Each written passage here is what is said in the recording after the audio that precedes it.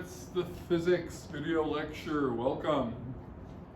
This is Physics 107B video lecture 20.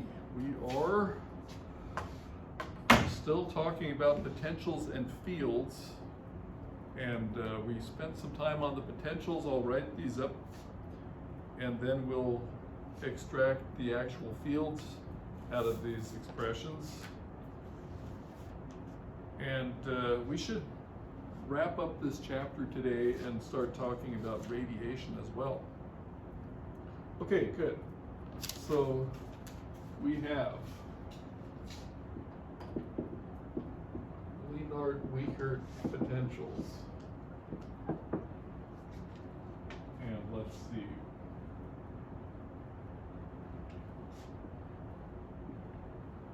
And I'll put the argument here as well. We have R and T equal to, this is a good form to write them here, 4 pi epsilon naught R, and then we have C over C minus R unit vector dotted into P. So here you can already see that without the, this is for a moving charge, by the way.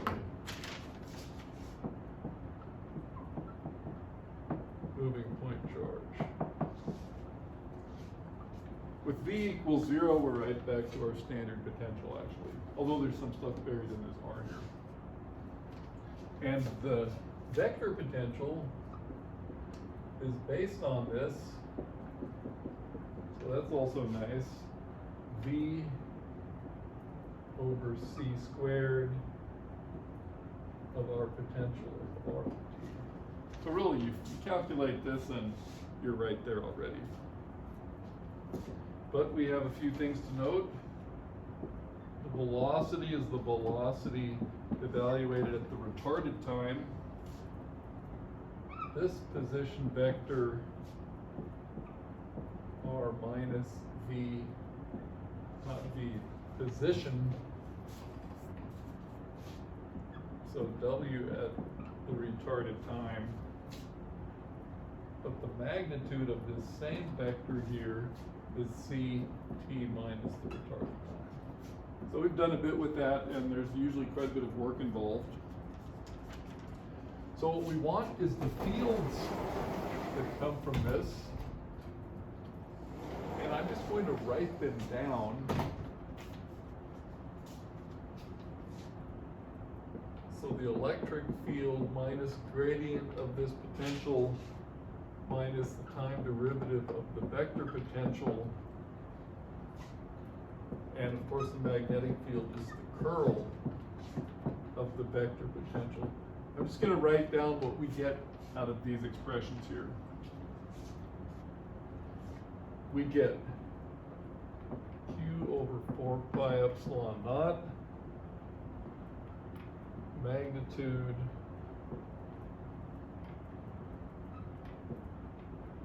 R dot, here I gotta make this.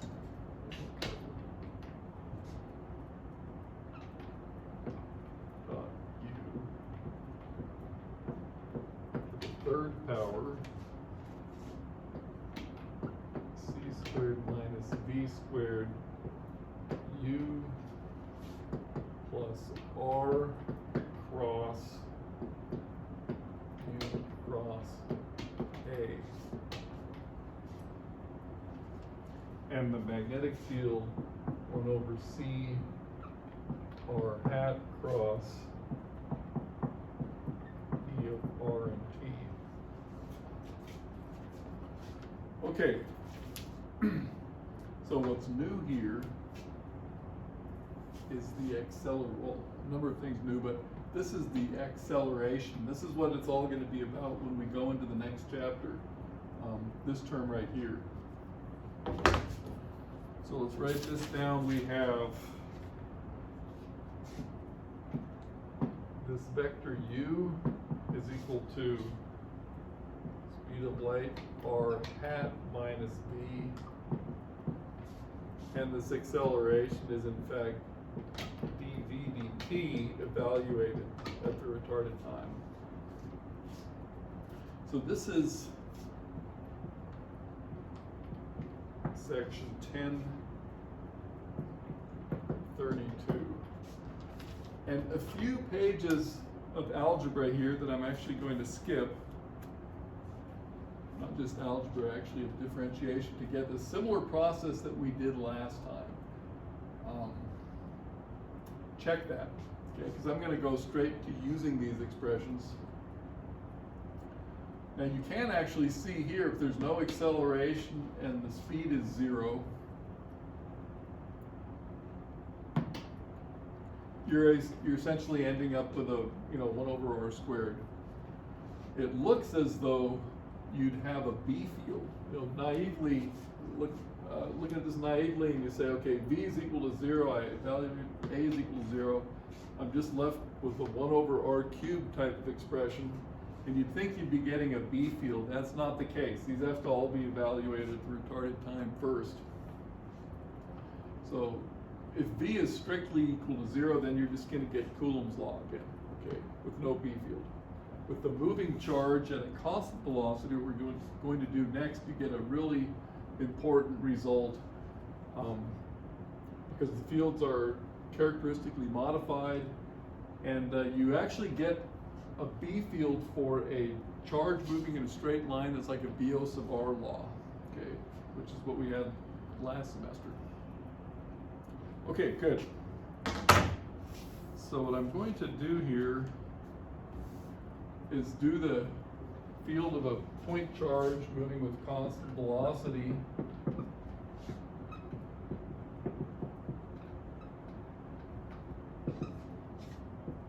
V equals constant in the same way we did last time. So that position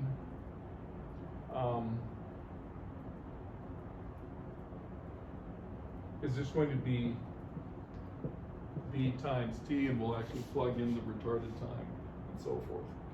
Okay. So the idea is t equals 0 are particles at the origin, and then it moves off in this constant direction. Okay. So I'll put t sub r here right now. A, of course, is equal to 0, so this whole term goes away. Like I said, we're going to deal with that in the next chapter. And so we just have to evaluate these expressions here. And what we'll do is write out real quickly r times u, and our definition of u, is it up here? Oh yeah, right, good. So r times r hat is r vector, okay? So r vector c minus r vector v.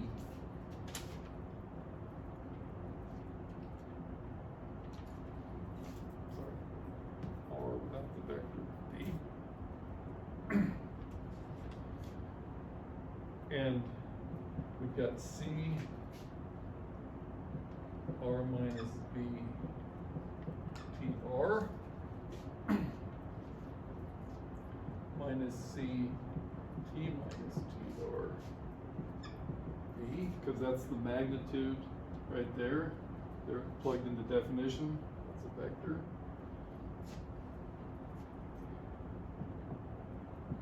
C r minus v t. Right. The tr canceled. Minus vtr plus c vtr. Okay. So that's going to simplify things.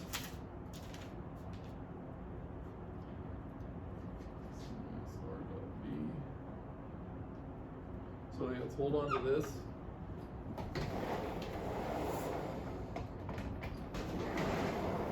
So what we're doing is we're just going to evaluate this expression right here without the second part.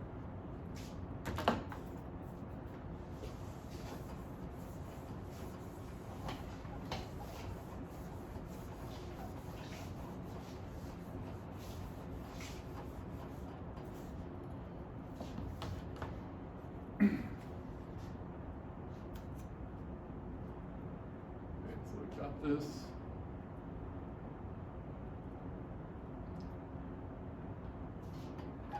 Furthermore,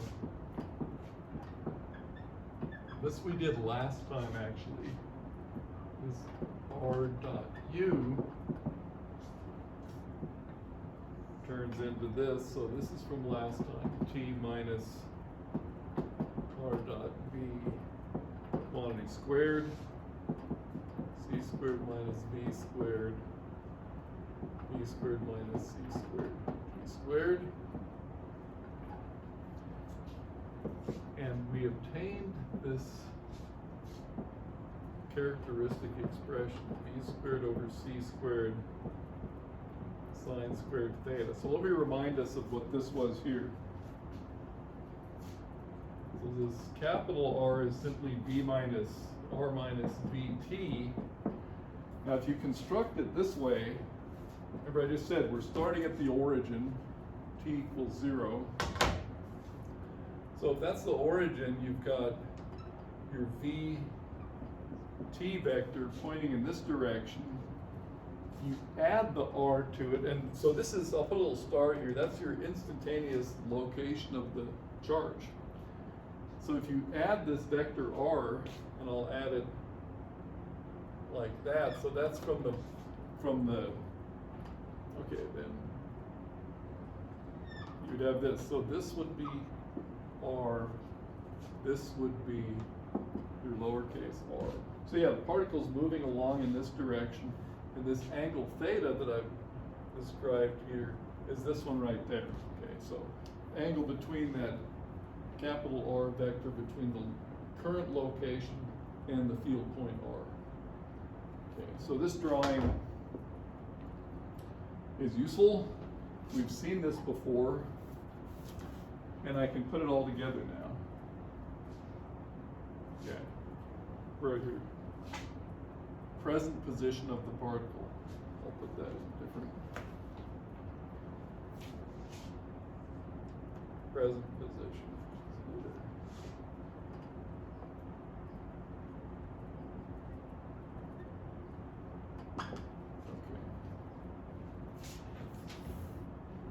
So now we can put this all, put all this together here. I'll just write it out. Well, no, I'll go ahead and do the second step. So here's our field. We've got the q over 4 pi epsilon naught. We have c squared minus v squared, c r minus vt, all divided by cr cubed, because that's what we pulled out of. We pulled out of this right here. C times that magnitude capital R cubed, 1 minus b squared over c squared sine squared theta to the 3/2, because each, magnitude cubed, 3/2. And that simplifies to this form here, which we'll just kind of hold on to, put a box around. So let's write it this way, q over 4 pi epsilon naught. Okay. Then of course, change the order, no, we'll go ahead and write it this way. V squared over c squared, denominator, what I just had there, over c squared. Okay, so this is a factor that's going to scale this vector here. The vector, though, is the unit vector to the present point divided by the r squared. So you can see again, here, let's put a box around that one. It's a nice result. You can see, again, that for small v over c, or v equals 0, you just have Coulomb's law again. Okay, E field of the point particle, r squared, is that right, the present position. When v is larger, you actually have, so when v becomes comparable to c, you actually have an interesting result, namely there's an angle dependence. So I've described that angle here. Let's see if I can draw some kind of picture. I'm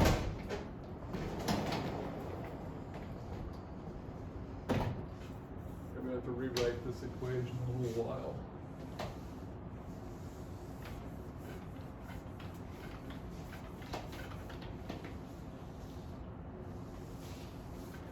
Okay, we already see how that angle is defined. Okay. So I think the thing to do is imagine we're just at the location of that point particle, but it's moving in this direction here. Okay, so there is the current position. Origin's back here, we don't really care. Okay, so there's the current position, and this is just a radius vector, so in all directions, except now there is a directional dependence, right? If you didn't have the sign squared there, this thing would just cancel as a 1, okay? Well, not quite. Do I have the 3 halves here? Sorry, 3 halves. 3 halves. There we go. Yeah. Okay, so what's going on here is that in the direction of travel, okay, this is the direction that V is. So for that, you could say ahead of the charge, just for a limited case. Theta is 0, sine is 0. You just have a 1 minus B squared over C squared, and your field in the direction of travel is being modified by this. It's being compressed. So it's, in the direction of travel, if you had radially, fields that are radially outward, they're being compressed. Whereas if you take theta equals pi over 2, then you just have a 1 there, and you're going to end up with the 1 over the root 1 minus b squared over c squared, which is going to, 1 over something less than 1 is going to be greater. So in this direction, your vectors are going to be, the comparable ones are going to be much longer. Okay, so there's some kind of smushed thing squeezed in the direction of travel, and that's of course the magnitude of the E field. Okay, so it's more of this transversal component, you could say. A little hard to draw, okay, but actually pretty clear to analyze from this. I wonder if I wrote anything down for us here. I'll just put some notes.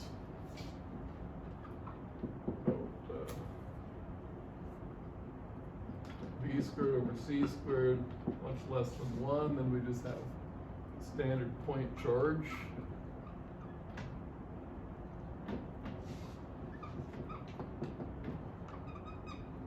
Charge field.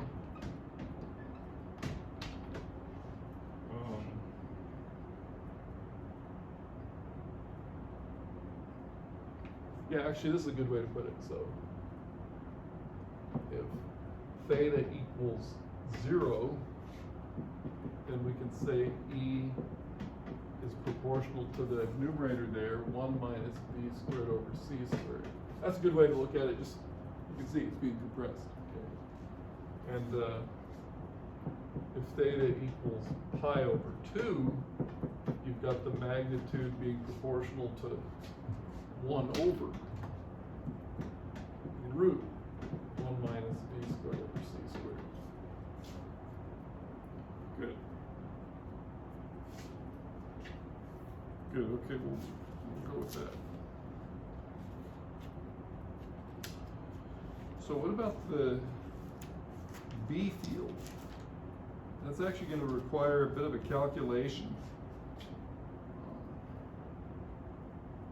And I want to leave that up there, so I think I'll erase what I have right here, just to make some room.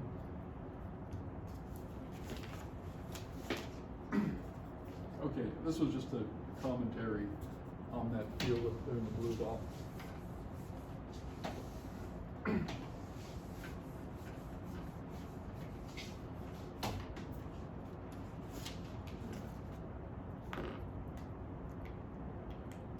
But this is actually pretty interesting and doesn't take that long. So now we have the B field And remember we had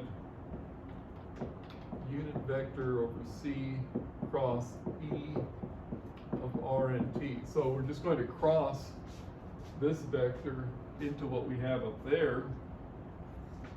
First we have to analyze R hat, R minus dt sub R divided by its magnitude, like that. And we'll do that plus and minus, that add and subtract again. So R minus dt over R plus t minus t sub R v over R. So if we split it up this way,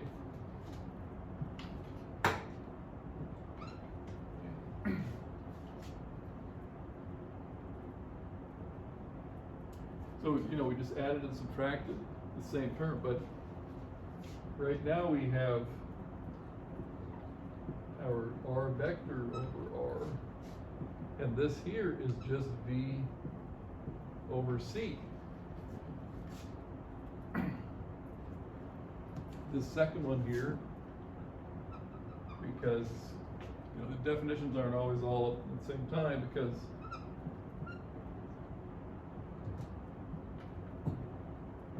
C T minus TR. That's simple, okay? Because then it cancels, okay? T minus TR.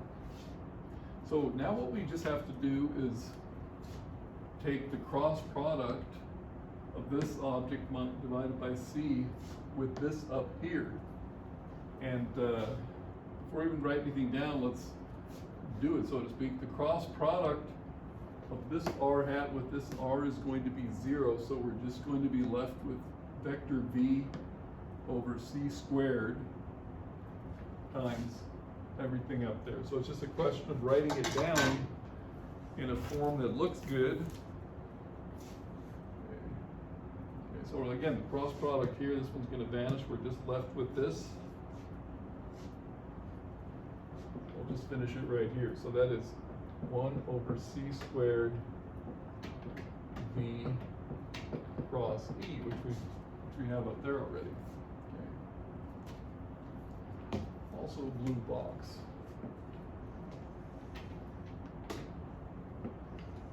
Or should we keep going? Okay, we'll keep going.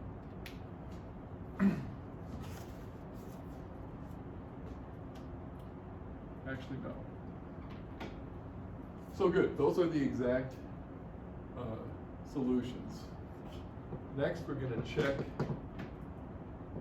V squared over C squared much less than 1 and try to get something typical here. E we could say is trivial. Right? If we can neglect these expressions here, just Q over 4 pi epsilon naught R hat over R squared. So that's standard, but B, I'll just write it out.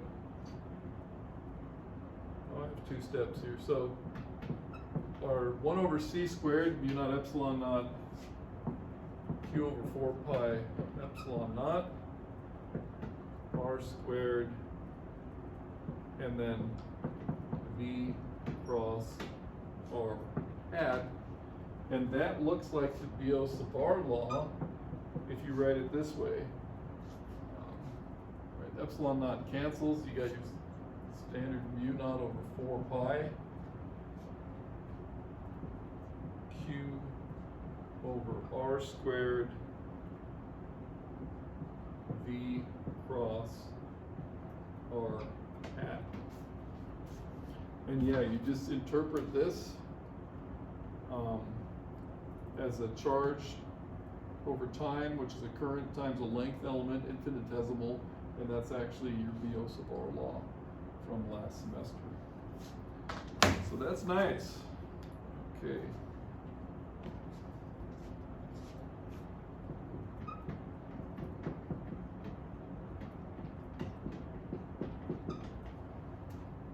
In those limiting cases. Okay, good. That is going to wrap it up for this chapter, unless I have something else here. That's what we'll leave it at. Okay. So we're going to return to the field expression that I just erased a little while ago, the one with the acceleration, and we're going to work with that in our section on radiation. So I think I'll write all of those expressions up there again just so we have them in front of us. Yeah.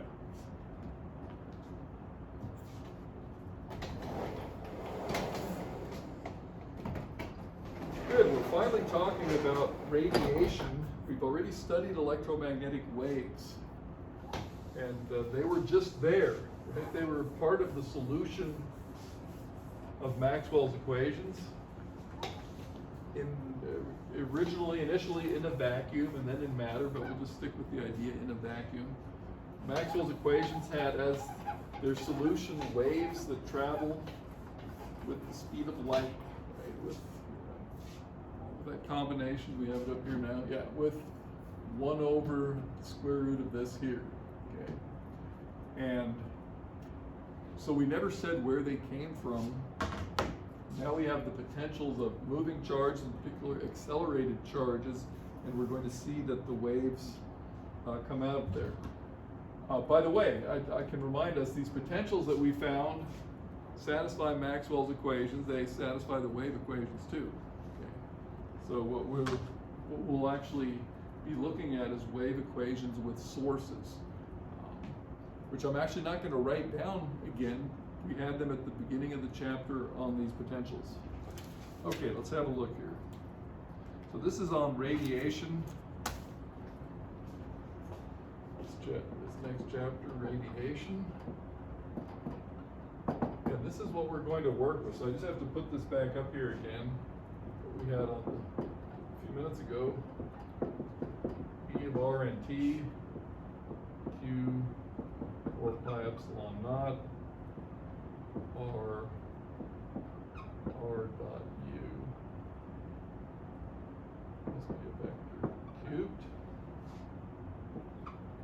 C squared minus V squared, vector U plus R cross U cross A. And B, so we'll have everything.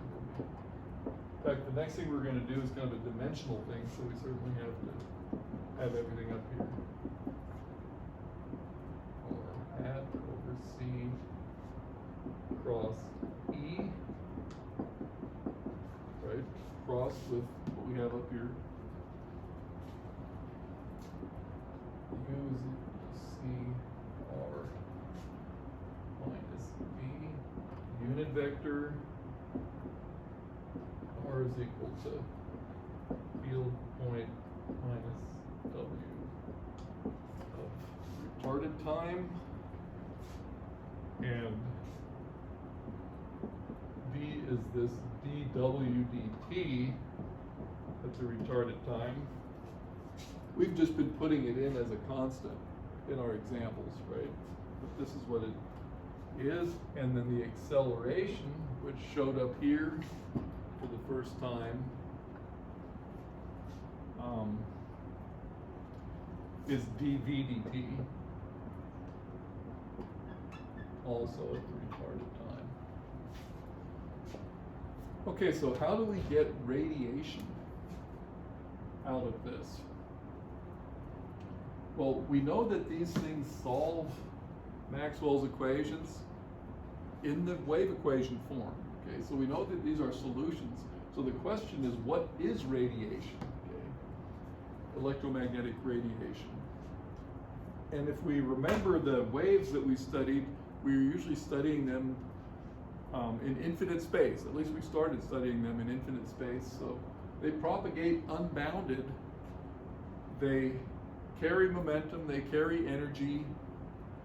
And so the definition of radiation is going to be the field around some localized charge distribution that actually makes it out to infinity, more than just makes it out to infinity, that has a finite power transmission out at infinity. So that's what radiation is going to be, as opposed to just some localized field. So let's put that into some words. We have all these definitions. I'm going to leave. I'm actually just going to leave all of these up the whole time and work on that board. So now we're going to characterize that in words.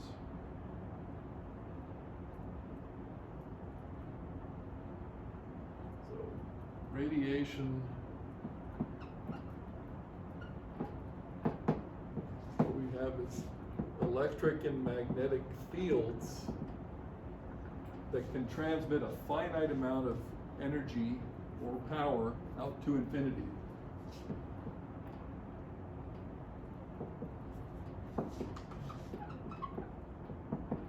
Transmit energy slash power, right? Power is just a rate of energy, okay, energy per time. Out to infinity.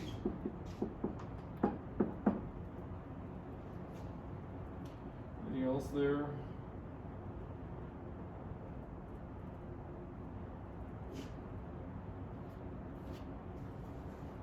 And what we're going to show is that it is this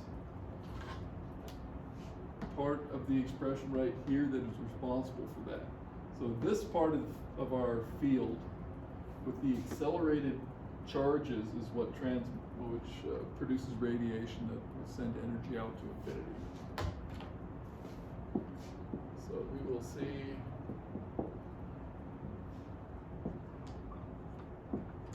that this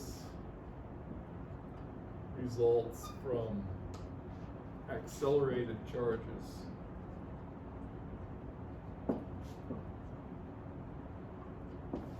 Well, this is actually an interesting analysis that we start things off with.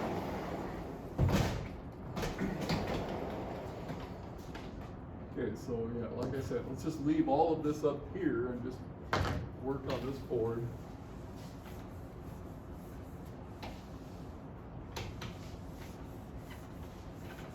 So what we'll look at is the expression for power transmission.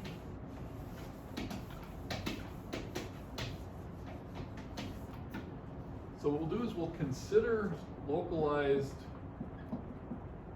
so consider moving charges that are localized, somewhere near the origin. Okay, so consider moving charge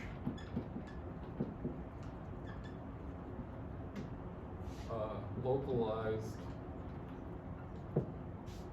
about the origin. We're not saying how big of a space is being taken up, but somewhere here we've got charge in there. And since we're looking for power out at infinity, we can draw, first of all, just a large sphere around here of radius r and ask how much power is radiating through that sphere, or how much power radiation, I haven't quite defined it yet. So how much power is being transmitted across the sphere here? So power being transmitted across the boundary of our sphere, P of r, and that's just our pointing vector. So that's just our pointing vector. Let's go ahead and write it this way. It's 1 over mu naught integral E cross B dot surface element, and it's just the sphere, of radius r. Okay, so that's the power. So the radiation is going to be the limit as r goes to infinity of this P of r here.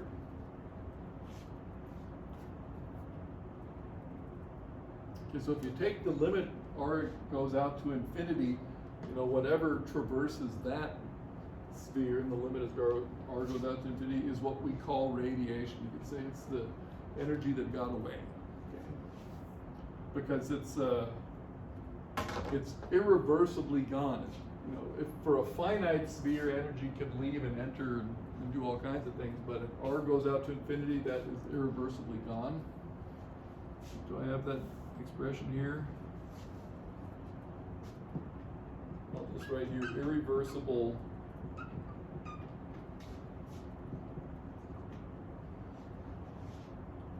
flow of energy.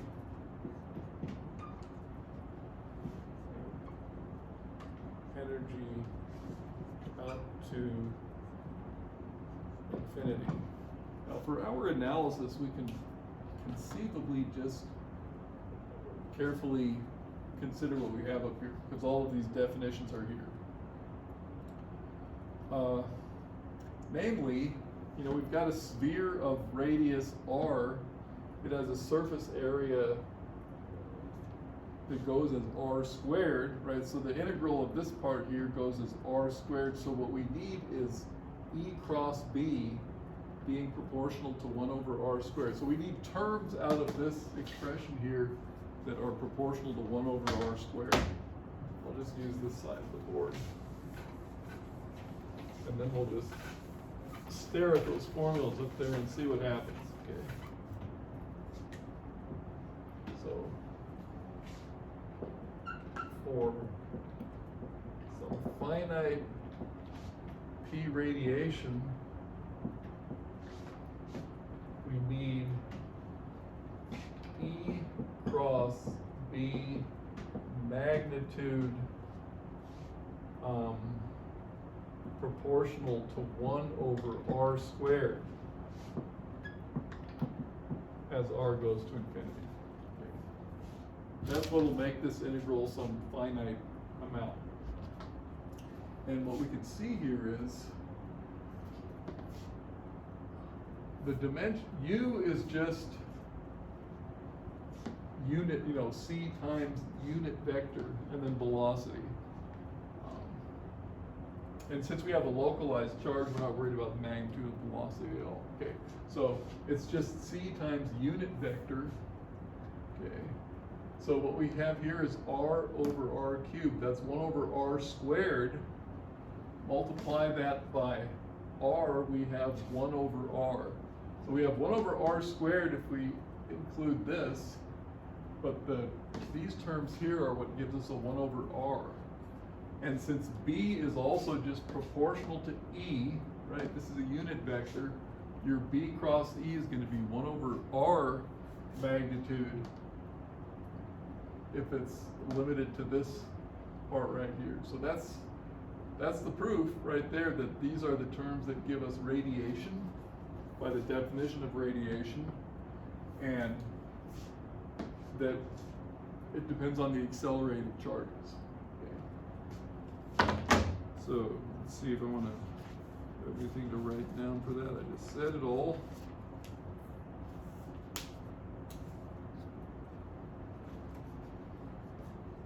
So I'll just write, note that E has 1 over r squared part and 1 over r part. And the latter here is the one with the 1 over r part as acceleration term. Okay. So yeah, we can define this as the E radiation, so the part of the field that gives rise to radiation. And I'll just write out the second half there just for the record. Again, Q over 4 pi epsilon naught.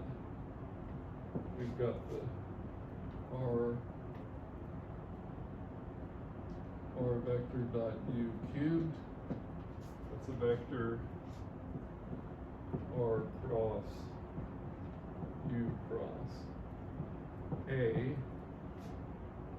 Right, and that's proportional to 1 over R.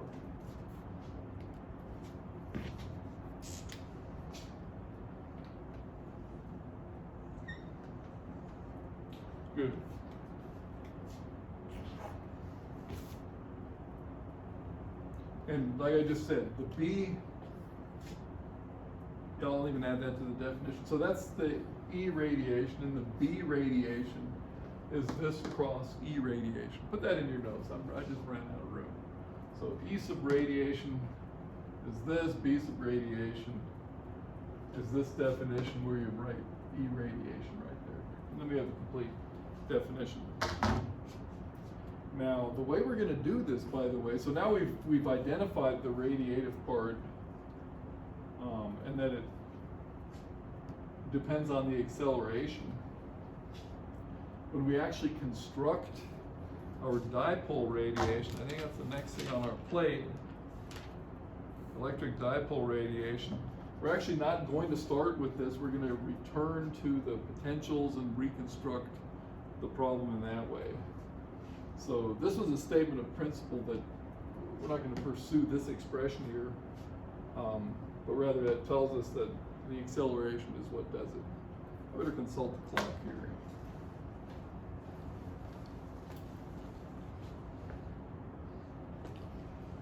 Okay, good. So our next topic is electric dipole radiation. This, of course, is hugely important. I think I got a bunch here. I'll get started on it. I'll get started setting it up.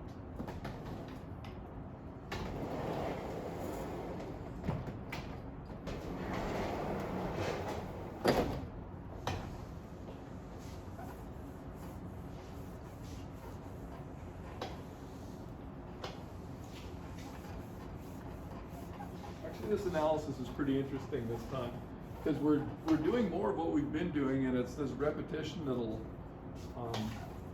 make it a little easier to work with these expressions, these retarded potentials, because we're not getting rid of them. Okay, so electric dipole radiation. I'll set this up and just get started.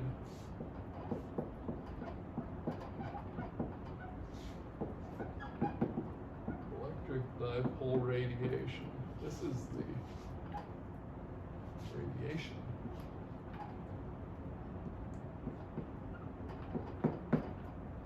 Good. So here's our construction for the dipole radiation.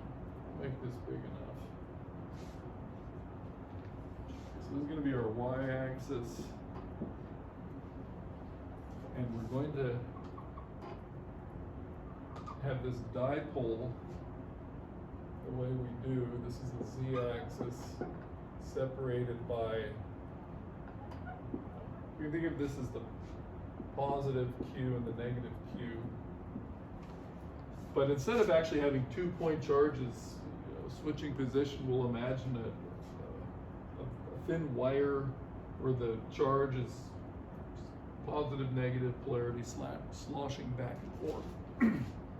Well, let's set this up. So we have a point R here, which will define, draw the line first, then do the point. So out here,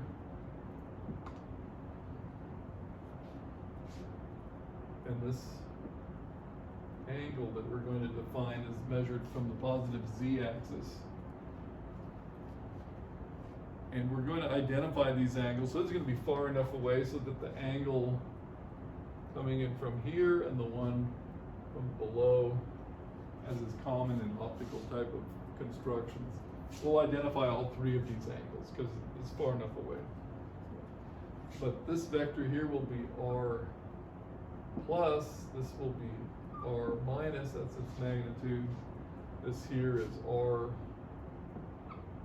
okay, all, up to this point P here. So this charge will really be just an oscillation of charge along the z-axis. So we'll have Q0 cos omega t oscillating back and forth. And then our dipole moment will just be this Q0 times d times the same thing here. Let me write P0 Q0d, like that, cos omega t, and the direction, of course, is the z hat vector. So that angle theta will also be the angle for scalar product between z hat and these various r's. Okay. So that, good, that's the dipole moment. I'll just write it here.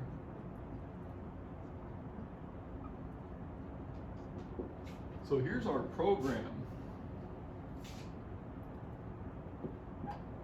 We want to construct V of R and T, and then from that we get the fields.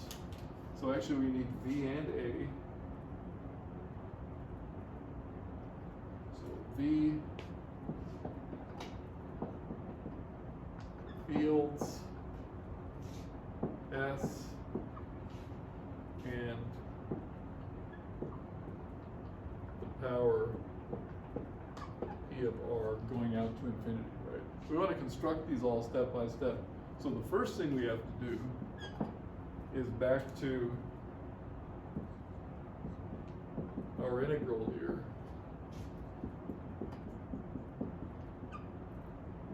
Integral rho, the whole thing, right? Rho of R prime TR d tau prime over R. Okay. So we're going to construct this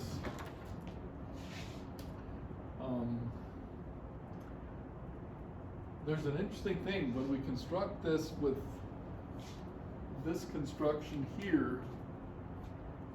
We're actually just going to do what we weren't allowed to do last time and just pull out the cube, right? Instead of that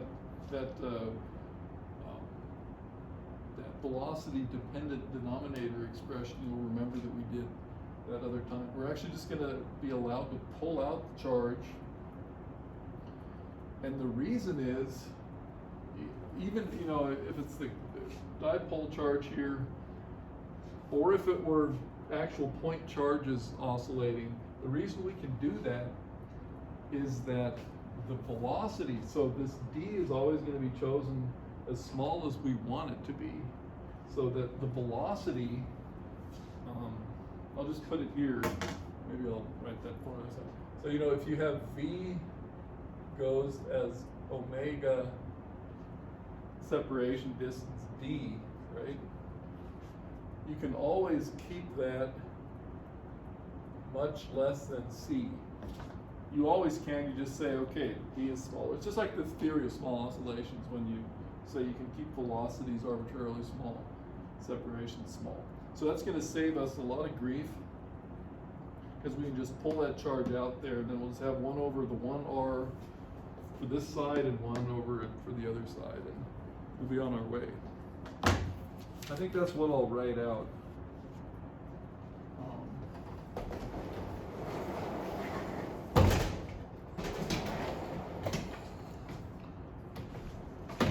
Actually, this construction is going to use a fair amount of approximations. It's interesting in that regard.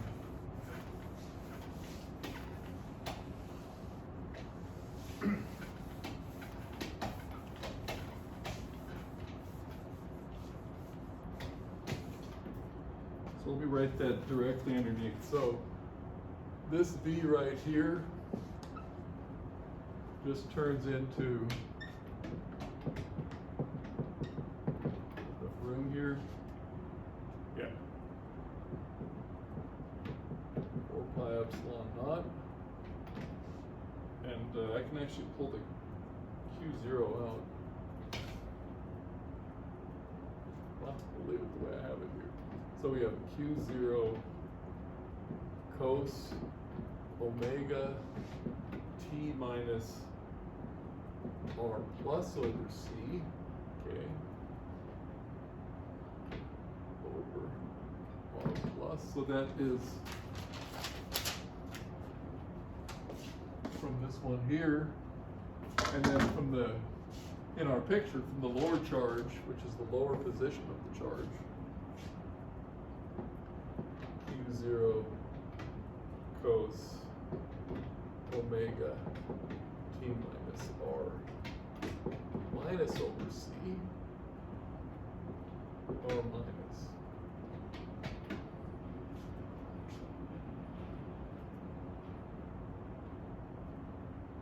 Okay, I have a note about V over C being much less than 1 right there, but I wrote that down.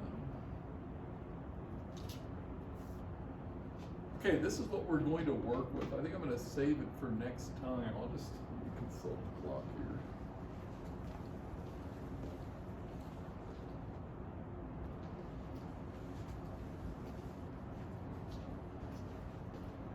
Yeah, what we're going to do next time is a number of approximations here.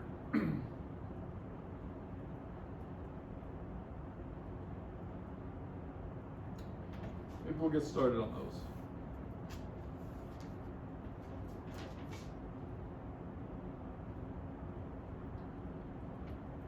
Yeah, actually, so in order to get these distances, we just set up a little vector equation. So we could say for R plus, it should work this way. So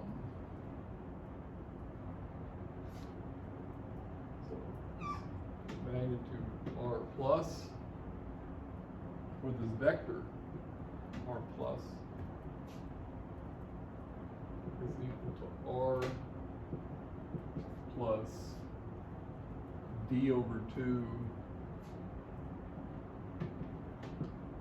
Z hat. This is just a law of cosines type of derivation, and what we want to do is get this magnitude here. So we square both sides. Okay. R plus squared is equal to R squared plus. Let me see my designation before I write that down.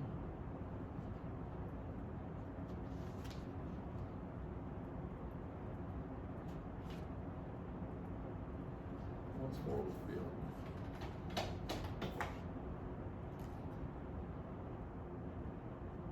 Equals R, right?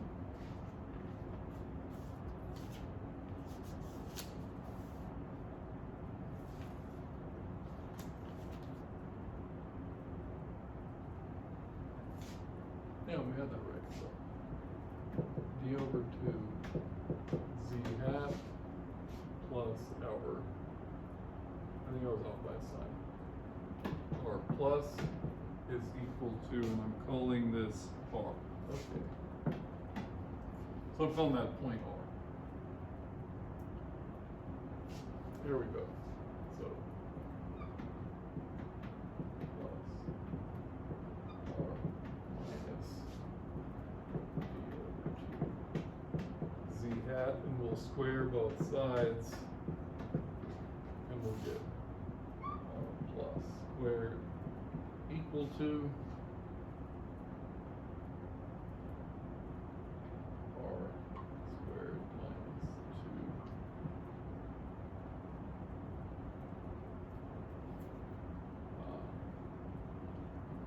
D over 2 Z hat plus D squared over 4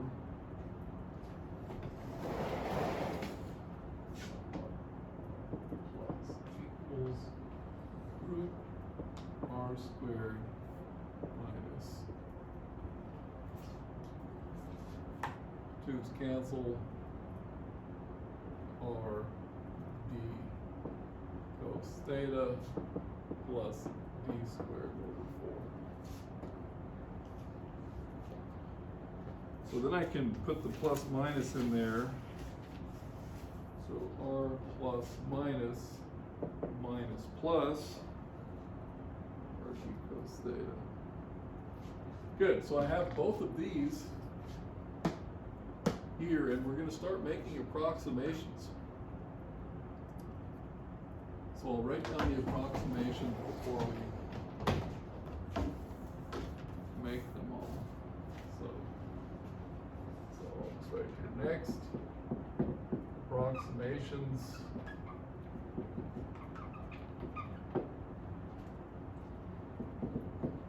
vector's still up there, that's good. So D is much less than R. D is much less than the wavelength lambda. And R is much greater than the wavelength lambda. So we'll use all three of these, but you can see the simplifications, here's my expression here, are immediately going to allow us to ditch the d squared over 4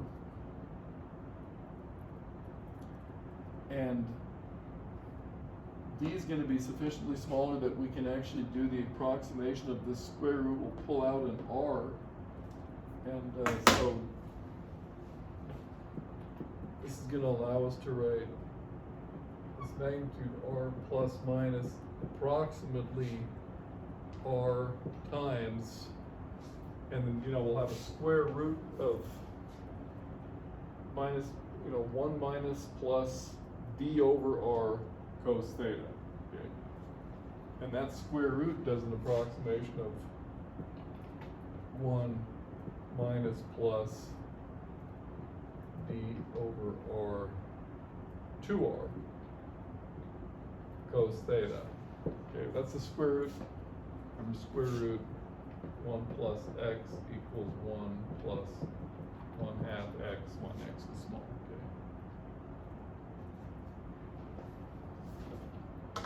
Okay, a lot more to come, so I think I may just leave it at that. But we'll pick up with this. This and this expression here next time. So we have a number of things to do. We've really taken care of these denominators almost, except when it's going to be 1 over this, then we'll do the other approximation to bring this up into the numerator and stuff. But that'll be no problem. We'll also have to do the same operation within the argument of the cosine. So there's a bit to be done, but we end up with a very basic and fairly simple result. The dust settles. Good, we'll leave it at that. Pick this up next time. See you guys then.